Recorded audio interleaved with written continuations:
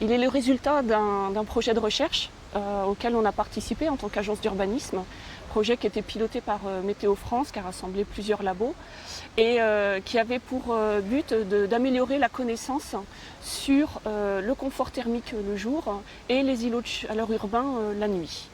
Et on a voulu valoriser en fait ce travail-là à travers un atlas cartographique qui est donc l'atlas climatique sur le territoire de Toulouse Métropole, puisque c'était notre territoire d'études, et de façon à transférer en fait ces informations-là auprès des acteurs de la ville, auprès des élus qui sont des décideurs en matière de politique urbaine. Voilà. Et donc la situation à Toulouse, quelle était? Est-ce qu'il y en a beaucoup de ces îlots de chaleur la nuit? Alors c'est une situation effectivement qu'on retrouve de plus en plus fréquemment parce qu'en fait on a un ensoleillement assez important et ces îlots de chaleur urbains ont pour origine en fait pour une grande partie le fait que les matériaux de la ville stockent en fait toute l'énergie solaire qu'elle reçoit et la relarguent la nuit. Les îlots de chaleur urbains, c'est pas que ça, c'est aussi du fait des activités humaines qui se déroulent en fait en territoire de la ville. Donc c'est la circulation, c'est les rejets au niveau du chauffage, de la climatisation, c'est toutes les activités en fait humaines qui viennent grossir, on va dire, le capital énergie au niveau de la ville. Et donc à Toulouse, est-ce que c'est dû au fait que c'est sur une grande ville ou est-ce qu'il y a des villes plus ou moins impactées, même des grandes villes plus ou moins impactées par ce phénomène? Alors, c'est lié beaucoup au fait que c'est une grande ville qui génère beaucoup de mouvements, etc. C'est lié au fait que c'est une ville qui est assez, où il y a encore des parties très minérales, donc ça capte beaucoup la chaleur et ça la relargue la nuit. C'est vrai que dans de plus petites villes, on observe un peu moins ça parce qu'il y a un peu moins d'activité. Et puis, c'est une ville qui, en certains endroits, est assez resserrée. Et du coup, ça circule, l'air circule un petit peu moins et donc ventile un petit peu moins et donc la chaleur reste. Et du coup, cet atlas, quel va être son usage à présent? C'est donc pour les politiques Oui. essentiellement? Oui, alors bon, déjà nous on le diffuse, on va dire au plus large public puisqu'il est disponible sur notre site internet. Donc tout un chacun est à même de le consulter.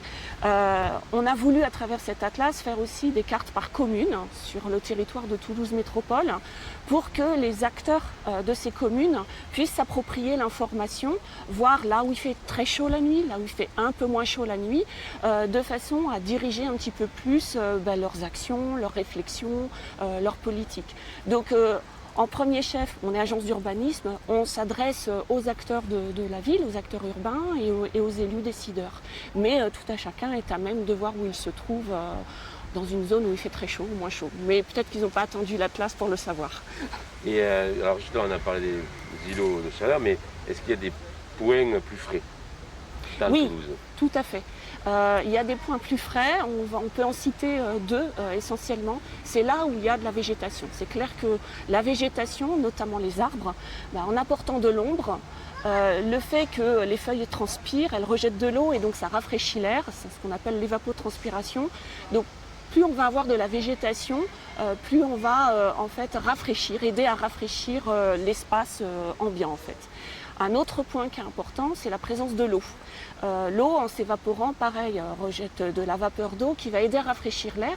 Et donc, quand on n'est pas loin de l'eau, on a un sentiment de fraîcheur. En plus, souvent, ça génère une petite brise qui est plutôt agréable et qui donne un sentiment de rafraîchissement. Il y a aussi d'autres aspects qu'on peut travailler pour aider à ce qu'il y ait moins de chaleur, en fait. Je dirais peut-être pas rafraîchir, mais en tout cas moins de chaleur. C'est travailler sur les revêtements et leurs couleurs, la nature des revêtements. La brique stocke beaucoup, par exemple, d'énergie. Elle est très inerte, c'est-à-dire qu'elle va la relarguer très lentement. C'est pour ça qu'on a un îlot de chaleur urbain la nuit, c'est que ça se rafraîchit pas vite. Et en plus, elle est sombre. Donc plus c'est sombre, plus ça capte de l'énergie solaire et donc de la chaleur.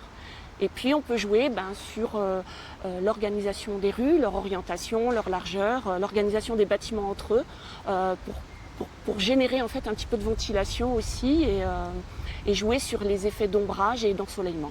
Mais dernière chose, ça concerne qui des îlots de chaleur la nuit essentiellement? Parce que qui va être dehors à 3 h du matin par exemple? Donc, est-ce que ça concerne les gens chez eux ou ceux qui sont dehors? Ça concerne... Bah, ça concerne les deux, parce que en fait, effectivement, on parle essentiellement d'îlots de chaleur urbains dehors, j'allais dire, dans l'espace public. Donc effectivement, ça va être très agréable pour ceux qui ont une soirée qui se termine tard.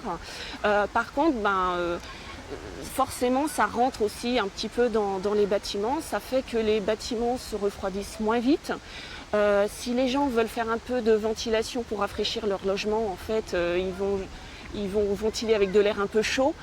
Donc ça concerne aussi beaucoup les gens qui sont au sein de leur logement et qui ne peuvent pas le rafraîchir autant qu'ils le souhaiteraient. Et puisque la ventilation n'est pas toujours très efficace. Et c'est pour ça souvent qu'ils optent pour la climatisation qui a un effet pervers, c'est qu'elle augmente encore plus l'îlot de chaleur urbain.